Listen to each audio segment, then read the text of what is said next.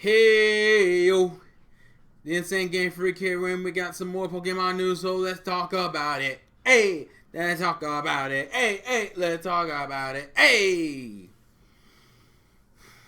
So, we got a lot of news today of things that we didn't really think were going to be in the game. I mean, especially coming off of X and Y, you really weren't expecting. I mean, the stuff we've gotten so far has been pretty fucking big.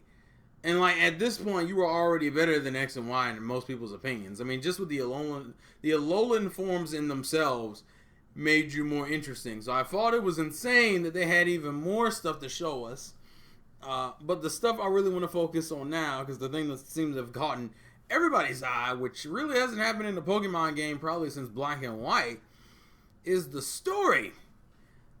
Because we just recently got introduced to a new organization that people think are an evil team, which would be the Aether Foundation. And obviously, as someone who plays Smash Brothers and knows Fire Emblem and is an Ike man's gonna go, Great Aether! I know it was poor taste, I just don't give a damn. Anyways, with this new foundation, we were introduced to a whole bunch of new characters. I think Luminis, Wiki, or Wiki, and Faba. And then we also were introduced to another Team Skull member, Gladion, which is pretty much channeling his inner Owain. There's like this weird Fire Emblem connection going on right now. You got fucking Aether, and then Owain is just getting stupid. And then we're introduced to the Ultra Beasts, which are either a new variation on Legendaries or something completely different. And the first one is called like Ultra Beast 01, being the first Ultra Beast. But the one thing about its description on the Pokemon website, and even looking at its design, it seems like it's mimicking a young girl. And specifically, it looks like it's referencing Lily, which is what this video is going to be about. There's a lot of speculation going on that Lily is we know that Lily, I think it's almost a given that Lily is probably connected to this thing one way or the other. The problem is I've seen the rumors seem to fluctuate between either Lily and this thing being the same thing, especially with the whole thing about, and all the scenes we've seen of both of Lily and this creature, we have yet to see them together in the same scene. And then on top of all of that, the fact that its description says it looks like a young girl and its design looks pretty close to Lily's design in terms of just basic shapes and shit. Even the thing on its head is like a variation of like a crystal, but it looks like it could be like a hat if taken out of context, which is what brings up that theory. Now, I do believe these things are connected. I just don't think they're going the whole humans or Pokemon route. They don't. They've dabbled in that idea with some of for some of the origins of certain Pokemon. For the most part, though, humans and Pokemon seem to be two separate creatures, and there's no point introducing something called the Ultra Beast, knowing that this is not going to be the only one. You don't introduce Ultra Beast and think this is the only one. So why would the first Ultra Beast be a non-traditional? Because that's either saying one or two things: that each Ultra Beast is a human Pokemon hybrid, or Lily just happens to be the exception. I don't fucking believe that Lily is the Ultra Beast. I do believe they're connected in a few ways, but it kind of goes into, and this is pretty much going to be like a Lily-related speculation video, because part of my speculation is that Lily and Gladion and Luminis and Faba and Wiki are family. Like, I feel like Luminis is either, now I've heard this interpreted two different ways. Some people think Luminis is the mother and Lily and Gladion are the kids, which could be possible. I think it's more so Faba and Wiki are the parents. Luminis is the oldest sister, Lily is the youngest sister, and Gladion is the only brother. And obviously I do, and there's already been the obvious that, oh well, they're all going to be, that the Aether Foundation is evil. I don't think it's going to be as straightforward, because some people are like, oh well, that means Team Skull are the good guys. I don't think Team Skull are the good guys. You can just tell through some of their scenes. I don't think Team Skull are going to be the good guys. I think Team Skull are either going to be the more stereotypical traditional evil team, whereas Essentially like putting Team Rocket and Team Plasma in the same goddamn. I wouldn't even say Team Rocket because to me, Team Skull seemed like a lesser version of Team Rocket, just being a whole bunch of fucking thugs. I would say Team Skull is like a more toned down variation of Team Rocket, mixed with and adding in with with the Aether Foundation being some variation on like Team Plasma, meaning that, but it's gonna be like a better Team Plasma. Where in Team, I know a lot of people's issue with Black and White was that Team Plasma pretty much turned into the team had their ideas, but the leader was just traditionally evil, like every other Pokemon game. I think this one's gonna be a full on kind of what X and Y was trying to do, where they have a mindset and they believe in that mindset, and the mindset isn't necessarily inherently wrong, but what the fuck they're doing is wrong. I think it's more so that I guess I'll just go into my theory. I believe, as I said, that Luminese, Lily, and Gladian are all the kids, and I think they're kids that all took 3 different directions. Luminese decided to follow in her parents' footsteps. Gladion just flat out rejected that idea, and Lily seems like she just wanted to find her own way. Luminese probably has good intentions. Some people think that Type Null and UB01 were probably created, aka maybe there's some type of issue where UB1 got cut, like I guess either is Lily or is fused with Lily or some sort, which I don't believe is the case. But, and they might understand why.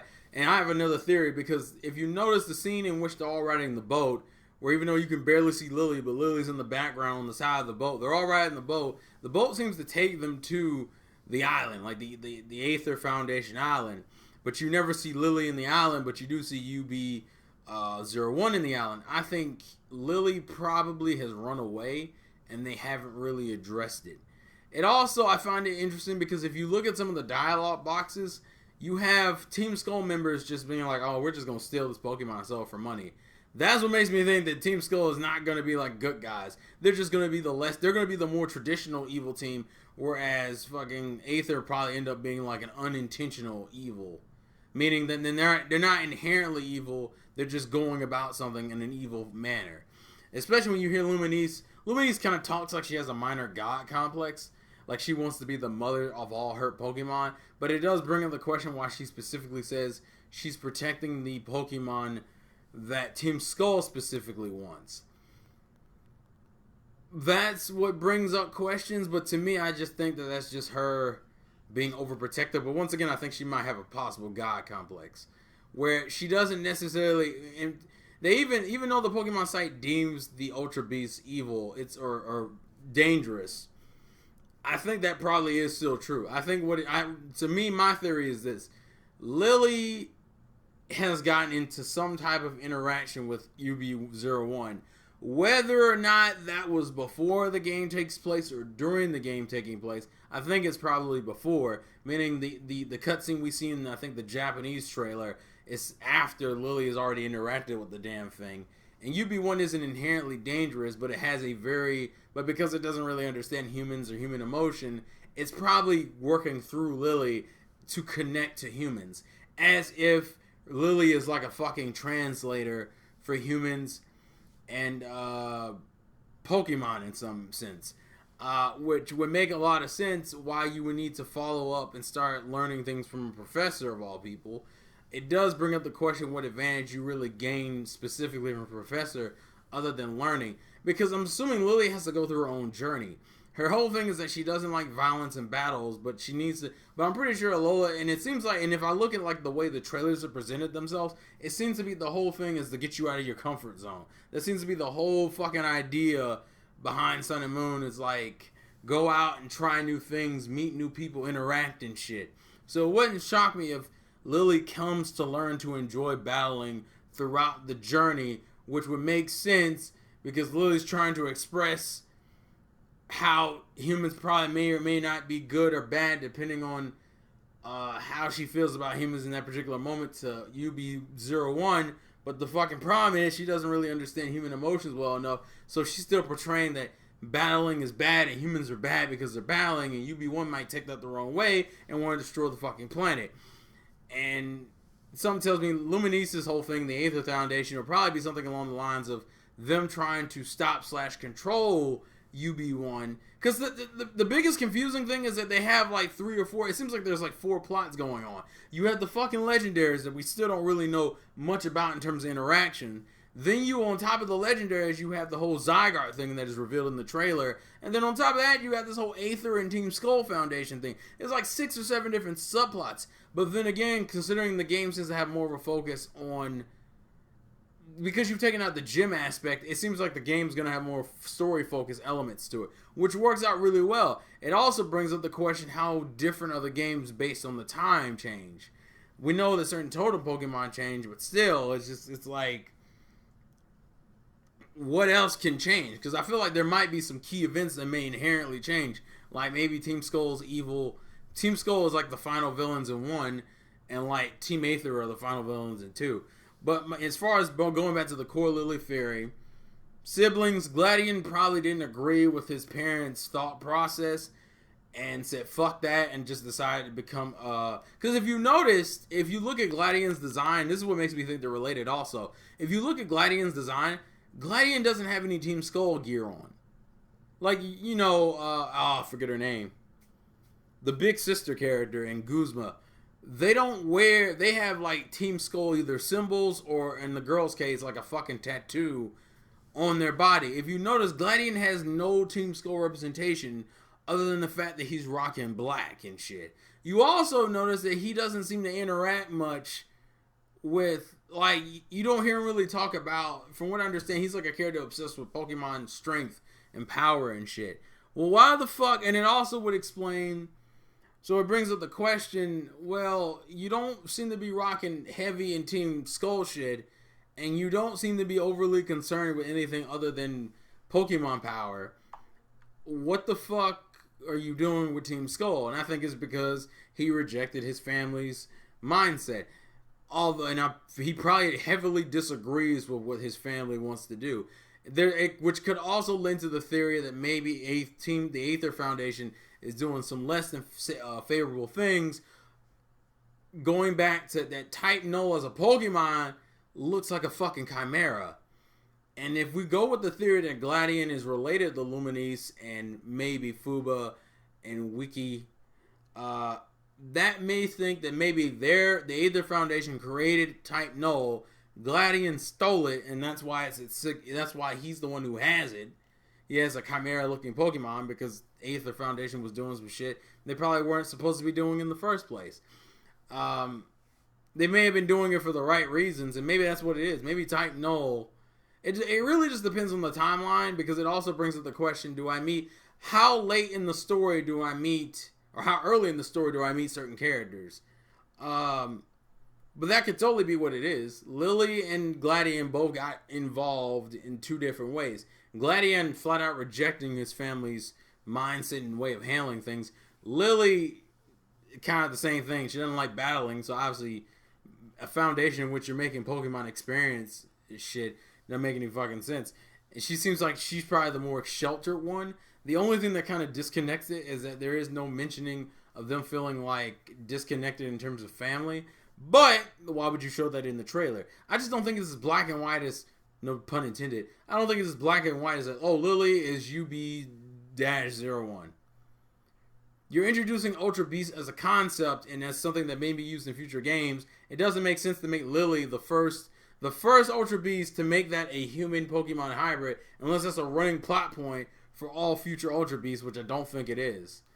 I think Lily is probably helping UB-01 understand the Pokemon world, but they can't really tell anyone about it because this thing already has a reputation of destroying shit. It looks like it's creating some type of break in the time-space continuum when it fucking enters in the cutscene.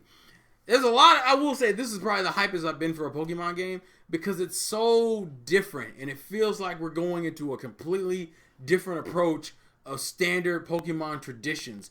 But it's very, and I'm glad the story is kicking up for future games Because now, on top of being interested in new Pokemon and new designs and new abilities and new metagame, which is shit mainly for the hardcore Pokemon fan, the casual fan can be like, oh, well, now we're in a region, we're not collecting gym badges this time. We're doing this. We can take pictures with Pokemon Snap features. There's a story. Look at these characters. Look at all these plot points and elements. Things can get interesting. Because I feel like that's what Pokemon... And for the 20th anniversary game, it feels like a 20th anniversary push. Because this shit is nuts. I'm sorry this video came off rambly, but there's just a lot on my mind, and I wanted to get it out now. For one, because of bullshit. And two, because Sony's press conference is tomorrow, and I'll probably be talking about the Neo in the next few days. If not tomorrow when I get home from work. So, yeah. Please leave your thoughts and theories in the comment section below. Thank you guys for watching. This has been the Insane Game Freak. Life's a game. Play to win. And I will catch you guys later. Peace out.